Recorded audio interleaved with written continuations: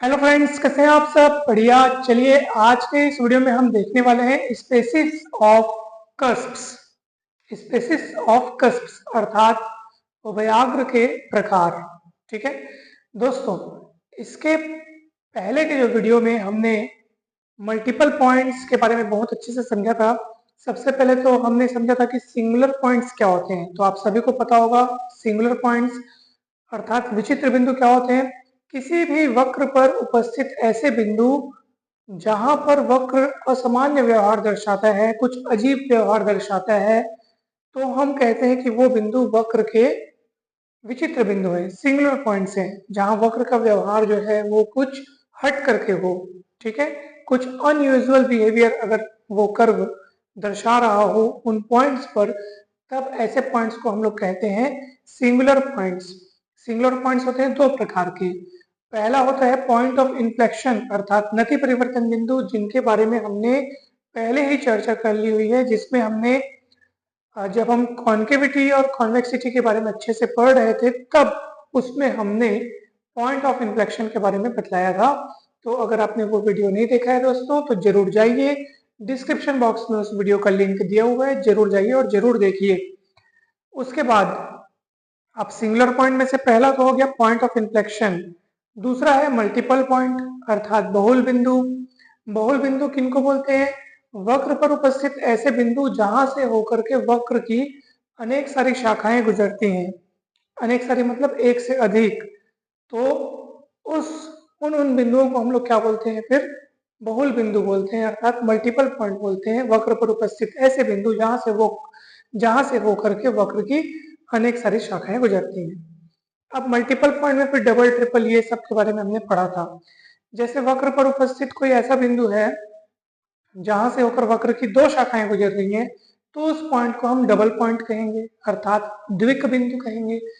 अगर वक्र पर उपस्थित कोई ऐसा बिंदु है जहां से होकर के वक्र की तीन ब्रांचेस अर्थात तीन शाखाएं गुजर रही हैं, तब उस पॉइंट को हम ट्रिपल पॉइंट कहेंगे अर्थात त्रिक बिंदु कहेंगे। और दोस्तों, हमने फिर डबल पॉइंट को फिर आगे और तीन भागों में बांटा था। तो डबल पॉइंट को तीन भागों में बांट करके हमने पढ़ा था नोड, कस्प और फिर एक है आइसोलेटेड पॉइंट। तो नोड किसको कहते हैं, कस्प किसको कहते हैं, आइसोलेटेड पॉइंट किसको कहते हैं, ये सब तमाम बातों पर चर्चा हमने पिछले वीडियो में पहले ही कर दी है। तो आप जरूर जाइए, उस वीडियो को जरूर देखिए। सभी वीडियोस के लिंक आपको डिस्क्रिप्शन बॉक्स में मिल जाएंगे और आप यूनिट 1 और 2 के भी वीडियोस देख सकते हैं। प्लेलिस्ट में सारे वीडियोस लाइन से दिए हुए हैं, आपको बहुत आसानी से सारे वीडियोस मिल जाएंगे। दोस्तों, एक पुनर्स्मरण कर लेते हैं कि भाई नोड किसे कहते हैं, कस्प किसे कहते हैं और आइसोलेटेड पॉइंट किसे कहते हैं। यदि मान लीजिए वक्र पर कोई ऐसा बिंदु है जहां से वक्र की दो ब्रांचेस, देखो एक एक ब्रांच ये वाली और एक ब्रांच ये वाली, दो ब्रांच गुजर रही है। और खास बात यह है कि उस कॉमन जहां पे जो उनका उभयनिष्ठ बिंदु है, जहां से होकर ब्रांचेस गुजर रही है, वहां पे जब आप टेंजेंट खींच रहे हैं, तो दो अलग अलग वास्तविक स्पर्शरेखाएं अगर आप खींच पा रहे हैं, दो रियल टेंजेंट्स अगर आप खींच पा रहे हैं, देखो तो एक टेंजेंट मैं ऐसे यहां से खींच सकता हूँ, एक टेंजेंट यहां से खींच सकता हूँ। तो दो अलग अलग टेंजेंट अगर आप खींच पा रहे हैं, तब ऐसी स्थिति में उस डबल पॉइंट को हम कहेंगे नोड। तो ऐसा डबल पॉइंट जहां से होकर के वक्र की दो अलग अलग स्पर्श रेखाएं खींची जा सके, यानी कि वक्र पर दो अलग अलग स्पर्श रेखाएं अगर आप खींच पा रहे हो तो उसको बोलते हैं नोड। परंतु अब मान लीजिए कोई डबल पॉइंट ऐसा है जहां से होकर के वक्र की दो ब्रांचेस गुजर रही है, पर वहां पे आप जो उभयनिष्ठ मतलब जो स्पर्श रेखा खींच पा रहे हैं, वो दोनों के लिए वही है, कॉमन है। या यूं कहे कि दोनों की स्पर्श रेखाएं समपाती हैं, कोई इंसिडेंट है। यही स्पर्श रेखा इसके लिए भी हो गई, यही स्पर्श रेखा इसके लिए भी हो गई। यानी कि यहाँ पे दो अलग अलग स्पर्श रेखाएं नहीं है, एक ही स्पर्श रेखा है। या आप यूं समझिए कि दोनों ब्रांचेस के लिए जो स्पर्श रेखाएं हैं, वो दोनों एक दूसरे पर क्या है, कोइंसिडेंट है अर्थात संपाती है। तो ऐसी स्थिति में वो पॉइंट कहलाता है कस्प। तो ये बातें हमने पहले ही डिस्कस कर ली हुई है। ये नोड है, ये कस्प है। अगर मान लीजिए कोई ऐसा पॉइंट है जहां से होकर वक्र की एक भी स्पर्श रेखा, एक भी वास्तविक स्पर्श रेखा नहीं गुजरती है, तब ऐसे पॉइंट को कहते हैं अपन आइसोलेटेड पॉइंट। ठीक है। दोस्तों तो आज हम बात करने वाले हैं कस्प। आज हमारा जो मेन जो ध्यान रहेगा वो कस्प के डिस्कशन पर रहेगा। आज हम कस्प की बात करेंगे, कस्प के प्रकार के बारे में आज हम पढ़ेंगे दोस्तों। ठीक है, तो ध्यान से देखिएगा, बहुत इंपॉर्टेंट है, इन सब की नॉलेज होना जरूरी है, क्योंकि आगे चल करके जब हम ट्रेसिंग ऑफ कर्व्स पढ़ेंगे तो ये सारी बातें हमें वहां बहुत ज्यादा काम आएंगी। ठीक है, तो आपने समझा नोड क्या है। अगर आप दो अलग अलग टेंजेंट खींच पा रहे हैं तो नोड, और दोनों टेंजेंट अगर कोइंसिडेंट है, या यूं समझिए कि केवल एक ही टेंजेंट है, तो उसको क्या बोलेंगे, कस्प बोलेंगे। ठीक है, तो दोस्तों चलिए अब हम देखते हैं कस्प के प्रकार। तो कस्प के प्रकार यहाँ पर देखो दो, मतलब हम लोग दो चीज पढ़ेंगे। पहला सिंगल और डबल कस्प किसको बोलते हैं ये देखेंगे, अर्थात एकल या द्विक उभयाग्र। यदि कर्व अभिलंब या नॉर्मल, अभिलंब को अपन नॉर्मल बोलते हैं, तो यदि कर्व नॉर्मल के एक ही और पूर्णतः स्थित हो तो उभयाग्र एकल या सिंगल कस्प कहलाते हैं। ठीक है, उभयाग्र एकल कब कहलाएगा, जब वक्र की ब्रांचेस या शाखाएं जो है वो अभिलंब के एक ही साइड हो, दूसरे साइड मत हो। जैसे आप देखो ये सिंगल कस्प है, क्योंकि यहाँ पे वक्र की जो ब्रांचेस है, ये देखो ये नॉर्मल है, ये जो एन दिख रहा है ना, ये एन, ये लाइन दिख रही है, नॉर्मल है। और नॉर्मल के इस साइड कर्व है ही नहीं, नॉर्मल के उस साइड है। वक्र की ब्रांचेस जो है वो नॉर्मल के इस तरफ है, नॉर्मल के इस तरफ कुछ भी नहीं है, इसलिए सिंगल कस्प कहलाएगा। परंतु single cusp of first species क्यों बोल रहे हैं इसको, क्योंकि देखो नॉर्मल के एक साइड है कर्व की ब्रांचेस, एक साइड नहीं है, इसलिए सिंगल कस्प। परंतु जो ब्रांचेस आपको दिख रही हैं वो टेंजेंट के दोनों ओर है। गजब की बात देखो, टेंजेंट जो है उसके दोनों तरफ कर्व की ब्रांचेस है, यानी कर्व की दोनों ब्रांचेस टेंजेंट के एक ही ओर नहीं है, टेंजेंट के अलग अलग तरफ है, इसलिए ये इसलिए जो कस्प है ना वो फर्स्ट स्पेसिस का कस्प कहलाएगा। ठीक है, यानी कि आपको इसको बोलना है प्रथम प्रकार का उभयाग्र। तो प्रथम प्रकार का उभयाग्र आप इसको कब बोलोगे, यदि टेंजेंट जो है उसके दोनों ओर वक्र की ब्रांचेस हो। ठीक है, तो इसको बोलेंगे अपन फर्स्ट स्पीसीज। और सिंगल कस्प क्यों बोल रहे हैं, क्योंकि नॉर्मल के एक ही तरफ है, नॉर्मल की दूसरी ओर नहीं है। ये वक्र की ब्रांचेस नॉर्मल के एक ही तरफ है। जैसे आप इसको देखो, अब गौर करो इसमें और इसमें क्या फर्क है। इसमें भी वही है कि नॉर्मल की दूसरी साइड वक्र की ब्रांचेस है ही नहीं, कुछ दिख रहा है कि इधर नहीं दिख रहा है, नॉर्मल की उसी तरफ दिख रहा है, इसलिए ये वाला कस्प भी सिंगल कस्प कहलाएगा। ये भी सिंगल कस्प है, ये भी सिंगल कस्प है, परंतु ये फर्स्ट स्पीसीज वाला क्यों है, क्योंकि इसमें टेंजेंट के दोनों ओर वक्र की ब्रांचेस है। ठीक है, या यूं कहें कि टेंजेंट मतलब कर्व की दोनों ब्रांचेस टेंजेंट के अलग अलग साइड है, एक टेंजेंट के उस पार और एक टेंजेंट के इस पार, इसी कारण इसको फर्स्ट स्पेसिस वाला कहा गया है। और सिंगल का इसको इसलिए कहा गया है क्योंकि वक्र की जो ब्रांचेस है वो नॉर्मल के एक तरफ है, दूसरी तरफ नहीं है। इसको देखो, इसमें भी कर्व की ब्रांचेस नॉर्मल की दूसरी ओर है ही नहीं, एक ही तरफ है, परंतु खास बात यह है कि दोनों ब्रांचेस टेंजेंट के एक ही तरफ है। देखो दोनों में फर्क क्या है, यहाँ दोनों ब्रांचेस टेंजेंट के अलग अलग साइड है, यहाँ दोनों ब्रांचेस टेंजेंट के एक ही साइड है, तो ये एक ही साइड होने के कारण इसको सेकंड स्पेसिस वाला कस्प कहा गया। इसको, इस पॉइंट को सेकंड स्पेसिस वाला कस्प कहा गया। और सिंगल कस्प क्यों कहा गया, क्योंकि ब्रांचेस जो है वो नॉर्मल के एक तरफ है, दूसरी तरफ नहीं है। ठीक है, तो आप डेफिनेशन पढ़ेंगे तो आपको वही बात यहाँ पे भी देखने को मिलेगी कि अभिलंब के एक ही ओर पूर्णतः स्थित हो तो सिंगल कस्प, और दोनों ओर स्थित हो डबल कस्प। फिर उसको फर्स्ट एंड सेकंड स्पीसीज अर्थात प्रथम प्रकार का और द्वितीय प्रकार का कब कहेंगे, जब कस्प पर वक्र की दोनों शाखाएं उभयनिष्ठ स्पर्श रेखा के भिन्न भिन्न ओर हो। भिन्न भिन्न ओर हो मतलब कि अलग अलग ओर हो, एक उधर एक इधर, तो ऐसी स्थिति में वो प्रथम प्रकार का कस्प कहलाएगा। और उभयनिष्ठ स्पर्श रेखा के एक ही ओर अगर हो जो ब्रांचेस है, वक्र की जो शाखाएं हैं, तो ये द्वितीय प्रकार का कहलाएगा।